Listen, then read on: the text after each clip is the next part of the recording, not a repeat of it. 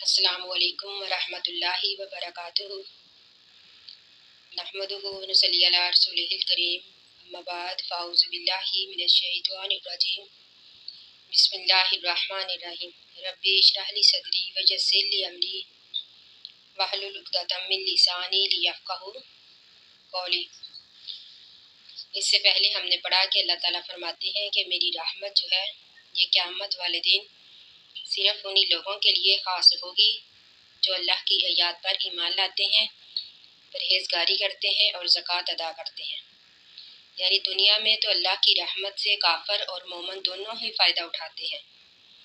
اللہ تعالیٰ فرماتے ہیں کہ قیامت والے دن صرف اللہ تعالیٰ انہی لوگوں کے ساتھ رحیم ہوگا جو ایمان والے ہوں گے۔ تو اب اس آیت میں اللہ تعالیٰ فرماتے ہیں الذین، یعنی وہ لوگ بھی یتبعون جو پیروی کرتے ہیں الرسول، رسول کی، النبی الامیہ، نبی امیہ کی۔ امیہ کے معنی ہے ان پڑھ، اور یہ آپ صلی اللہ علیہ وآلہ وسلم کی ایک خاص صفت ہے۔ یعنی آپ صلی اللہ علیہ وآلہ وسلم نے کسی بھی استاد سے کوئی بھی تعلیم حاصل نہیں کی، لیکن اس کے باوجود جو قرآن کریم پیش کیا، اس کی فصاحت و بلاغت کے سامنے پوری دنیا کے علماء اور مبلغ عاجز رہے۔ آپ صلی اللہ علیہ وآلہ وسلم نے وہ تعلیمات پیش کی کہ جس کی صداقت اور حقانت کی ایک دنیا معترف ہے، اور جو کہ اس بات کی دلیل ہے کہ کوئی بھی ان پڑھ اللہ تعالیٰ کی مدد کے بغیر نہ تو ایسا قرآن کریم بنا سکتا تھا اور نہ ہی پیش کر سکتا تھا، اور نہ ہی کوئی ان پڑھ اس طرح کی تعلیمات دے سکتا تھا، جو کہ عدل و انصاف کا ایک نمونہ ہے۔ اور اسی قرآن کریم میں تمام دنیا کی بھلائی اور فلاح ہے۔ یعنی اس قرآن کریم کے بغیر نہ تو انسان دنیا میں حقیقی سکون پا سکتا ہے اور نہ ہی آخرت میں اس کے بغیر نجات ممکن ہے۔ تو اللہ تعالیٰ فرماتے ہیں وہ لوگ اور جو رسول اکرم صلی اللہ علیہ وآلہ وسلم کی پیروی کرتے ہیں، الذی وہ نبی، یجدونہ پاتے ہیں وہ اس کا ذکر مکتوباً لکھا ہوا، عندہم اپنے پاس فی التوراۃ تورات میں، والانجیل اور انجیل میں۔ یعنی عیسائیوں اور یہودیوں کے لیے بھی اب یہ ضروری ہے کہ آخری نبی آ جانے کے بعد وہ حضرت محمد صلی اللہ علیہ وآلہ وسلم پر ایمان لائے، کیونکہ ان کی کتابوں میں آخری نبی کا ذکر پہلے ہی سے موجود تھا۔ تو اللہ تعالیٰ فرماتے ہیں یامرہم، حکم دیتا ہے ان کو، یعنی آخری نبی صلی اللہ علیہ وآلہ وسلم حکم دیتے ہیں ان کو بالمعروف، اچھے کاموں کا، وینہاہم، اور منع کرتا ہے ان کو عن المنکر، برائی سے، ویحل، اور حلال کرتا ہے لہم ان کے لیے طیبات پاکیزہ چیزیں، ویحرم، اور حرام کرتا ہے علیہم ان پر الخبائث، ناپاک چیزیں، ویضع، اور اتارتا ہے عنہم ان سے اسرہم ان کے بوجھ، والاغلال، اور طوق، اللاتی وہ جو کانت تھے علیہم ان پر۔ یعنی ان بوجھ اور طوق سے مراد وہ ہیں جو پہلے دینوں میں تھے، یعنی اسلام نے ان میں تخفیف کر دی۔ جس طرح کہ پہلے یہ تھا کہ نفس کے بدلے نفس ہی، یعنی قتل کے بدلے قتل ہی مقرر تھا، کوئی بھی دیت یا پھر معافی نہیں تھی۔ تو اسی طرح اگر کسی کپڑے کو نجاست لگ جاتی تو اس کپڑے کا کاٹنا ضروری تھا، لیکن اسلام نے ہمارے لیے آسانی کر دی اور ہمیں یہ حکم دیا کہ ہم اس کپڑے کو دھو کر استعمال کر سکتے ہیں، جس طرح کہ رسول اکرم صلی اللہ علیہ وآلہ وسلم نے فرمایا کہ میں تمہارے لیے آسان دین لے کر آیا ہوں۔ تو اللہ تعالیٰ فرماتے ہیں فالذین، بس وہ لوگ آمنوا جو ایمان لائے بھی اس نبی پر۔ یہاں پر بھی سے مراد ہمارے نبی صلی اللہ علیہ وآلہ وسلم ہے۔ اللہ تعالیٰ فرماتے ہیں کہ وہ لوگ جو ایمان لائے اس پر، وعزروہ، اور تعظیم کی اس کی، یعنی عزت کی اس نبی کی، ونصروہ، اور مدد کی اس کی، واتبعوا، اور پیروی کی، النور، نور کی، الذی وہ جو انزل نازل کیا گیا، معہ ساتھ اس کے، اولئک یہی وہ لوگ ہیں، ہم المفلحون وہی فلاح پانے والے ہیں۔ یہاں نور سے مراد ہدایت ہے، نور سے مراد قرآن کریم ہے، یعنی وہ دین جو ہمارے نبی صلی اللہ علیہ وآلہ وسلم لے کر آئے۔ کیونکہ قرآن پاک کے الفاظ سے تو یہی معلوم ہوتا ہے۔ اللہ تعالیٰ فرماتے ہیں کہ اس نور کی پیروی کی جو حضرت محمد صلی اللہ علیہ وآلہ وسلم پر نازل کیا گیا۔ اب یہاں پر نور سے مراد حضرت نبی صلی اللہ علیہ وآلہ وسلم نہیں ہے، جیسا کہ بعض لوگوں نے عقیدہ بنا رکھا ہے۔ یہ بالکل غلط ہے، اور نور سے مراد ہدایت ہے جو ہمارے نبی صلی اللہ علیہ وآلہ وسلم ہمارے لیے لے کر آئے۔ اللہ تعالیٰ فرماتے ہیں کہ وہی لوگ کامیاب ہیں، وہی لوگ فلاح پانے والے ہیں جنہوں نے اس نور کی پیروی کی جو آپ پر نازل کیا گیا۔ قل اے نبی آپ کہہ دیجئے یا ایھا الناس، اے لوگو، انی بے شک میں رسول اللہ اللہ کا رسول ہوں، علیکم تمہاری طرف جمیعاً سب کی طرف آیا ہوں۔ الذی اس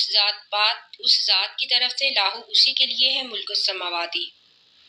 ملک و بادشاہی السماواتی آسمانوں کی والارضی اور زمین کی۔ ہمارے نبی صلی اللہ علیہ وآلہ وسلم فرماتے ہیں کہ میں اس ذات کی طرف سے رسول بن کر آیا ہوں جس کے لیے زمین اور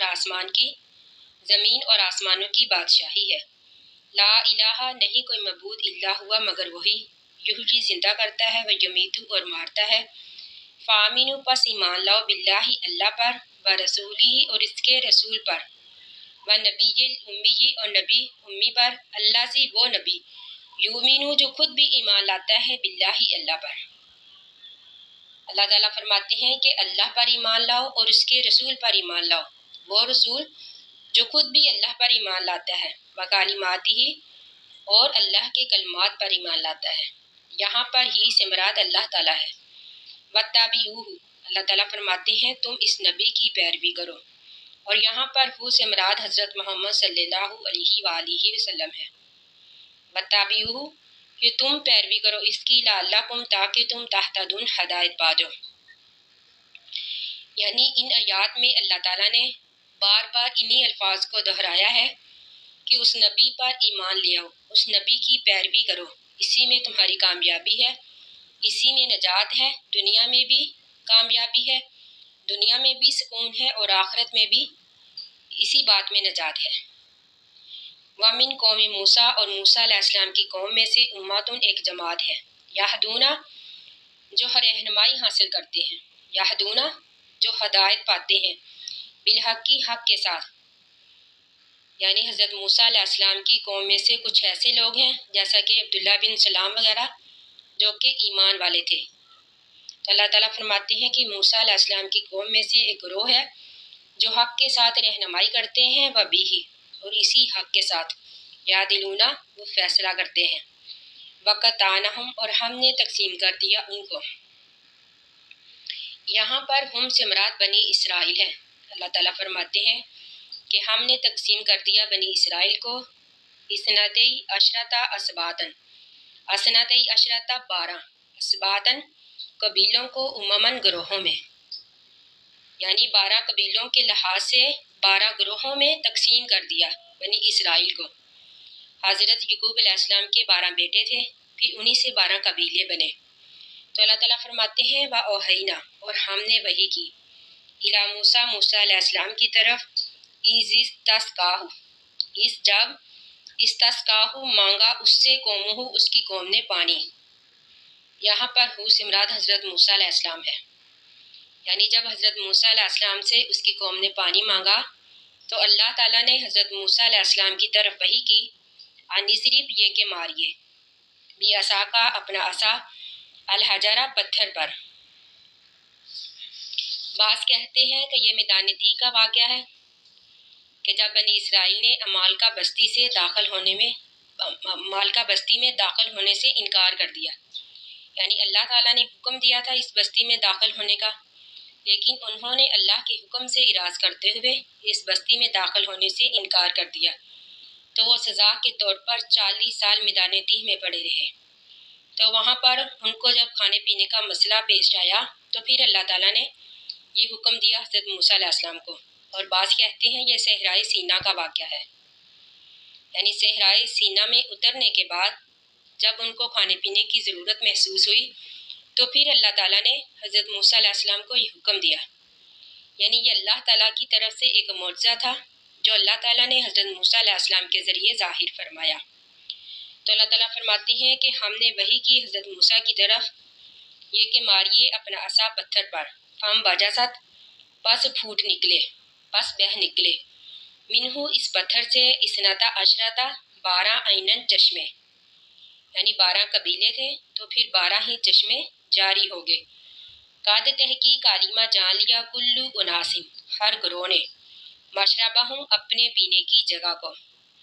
وَظَلَلْنَا اور ہم نے سایہ کیا علیہم ان پر الغمامہ بادلوں کا،